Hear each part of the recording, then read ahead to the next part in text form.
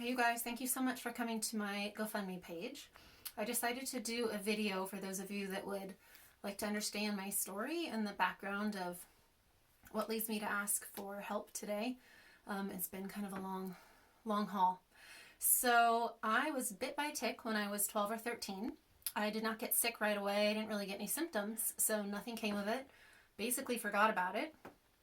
Fast forward to about age 18, after traveling Europe for 6.5 months, I had a lot of symptoms and fatigue and ran a bunch of tests. Nothing came of it, and I got diagnosed with chronic fatigue syndrome, which is pretty amorphous, vague diagnosis. Forgot about that, and then the end of college, I got mono, which is actually Epstein-Barr virus. And once you have mono and you come out of the acute phase, the virus often can linger in your body for a long time and create a lot of problems or even develop into different stages.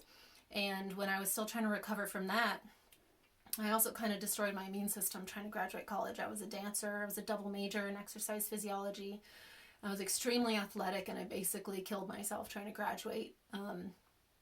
And was in the process of trying to recover from that, and my mom was sick with cancer and sadly died about a year later after I graduated.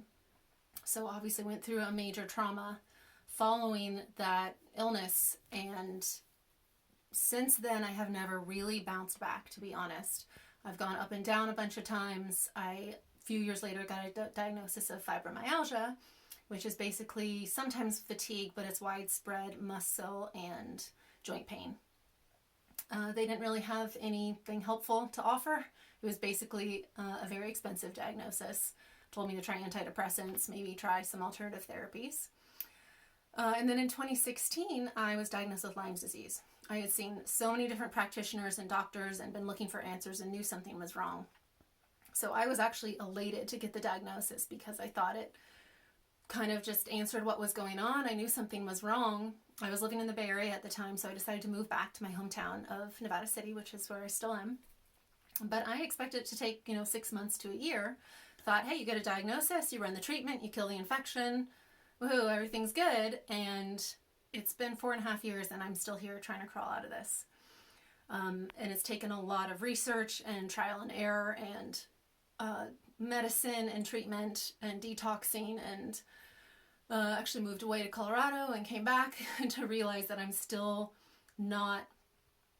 haven't fixed the source of the problem. And what I'm finally understanding is that the chronic fatigue diagnosis is still pretty major. And what I have, to the best of my ability, been able to understand is that when you have either like a chronic illness or infection, a major traumatic injury, a huge trauma in life, something shocking that really wears down your system, is that it actually shuts off your hypothalamus almost like a circuit breaker. And it obviously doesn't completely shut it off, but it becomes dysfunctional. And what the hypothalamus does is govern almost all the other glands of the body. That's your thyroid, your adrenal glands, the sexual organs, your autonomic nervous system, which is your heart rate and your blood pressure and stuff like that. So it's considered the master gland, and it uses so much energy. And so when your body's at a deficit, it can't function normally. But then you have this cascade of issues of these other systems not regulating. And then, obviously you can imagine there's a ripple effect from there.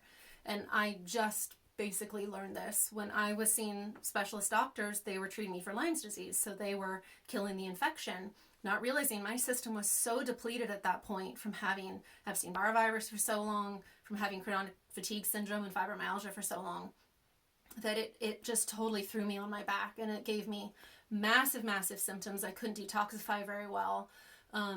I had a lot of sleep problems, and it totally, it really wore me down. And so I've had a negative diagnosis for over a year, and I've done several tests, and it seems like those major infections are gone, and then I keep not bouncing back. And that's what I'm learning, is that my body won't regulate. I can't get my vitality back, so to speak.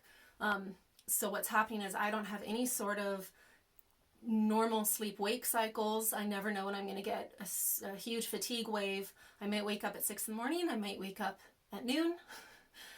The last 4 nights, 2 of those nights I was up the entire night long. And then, knock out the next day for like 12 hours. And this is becoming kind of normal. there's a lot of other side effects or symptoms rather, that I'm dealing with. And there's a lot of supplementation. I see so many people, and it's just, I just want to be done. You know, it's taken a lot to go through this, and so much money, all the money that I've had. You know, my family's been of support, of course, but it's so expensive. Insurance hardly pays for anything. Pays for some of the tests, but that's about it. So at this point, I'm wanting to run some more labs and see what's going on, and being able to continue to get the medicines and supplements and stuff that I need. And I also have been working with a microcurrent device that has actually been really amazing, and it's been helping some of the symptoms and helping me to start to feel like I'm getting some of my energy back. But I need to pay that off still, and I'm dealing with some past medical costs. So there's just a lot, and I just want to be done, like I said, and move forward, and really build my vitality from the ground up. One of the things that I learned about Lyme's disease and these immune system dysfunctions is that it's almost like a fish tank. Like, you can keep trying to deal with, you know, the fish, but if you don't have a clean bowl, the algae is just going to keep coming back. So getting the entire organism, the whole systems of the body in a stable and healthy place doesn't set you up for reinfection, doesn't set you up for immune systems issues down the road, or for the disease to come back. So anything would be so greatly appreciated so that I can move forward.